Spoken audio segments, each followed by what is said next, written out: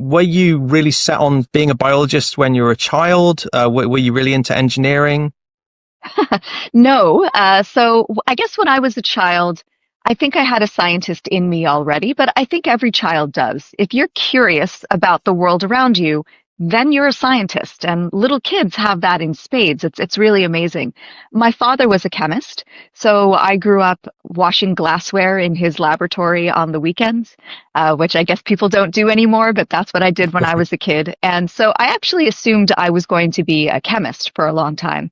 And then when I was in high school, I worked in my father's lab for a couple of summers, and it was an industrial process chemistry lab, and I spent the entire summer measuring the carbon content of water. Do you know what the carbon content of water is in a manufacturing plant? It's zero. And it needs to be zero every single day or you have a problem. And I got to the end of that second summer and I thought to myself, I don't think I can do this for the rest of my life. Like, I cannot just keep measuring zero. So that's when I was in my first year in university at that point. And so I was coming to realize that I was really interested in biology. At the time, I thought that meant being a doctor. Because until I went to university, I had never met anybody who worked with the natural world who wasn't actually a doctor. So Yeah. I came into university thinking I was pre-med. I was pre-med, doing really heavy science curriculum at New York University, where I did my undergrad work.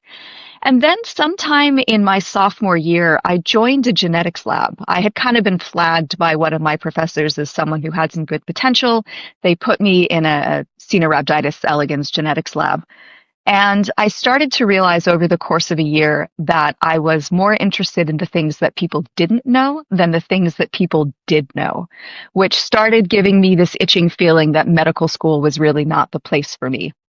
My parents were not thrilled by that.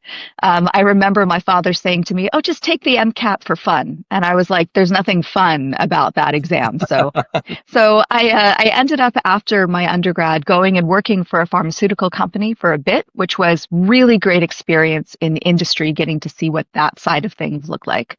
And then after spending a little less than a year in industry, I started graduate school. And so I decided to do a PhD in molecular biology at Princeton.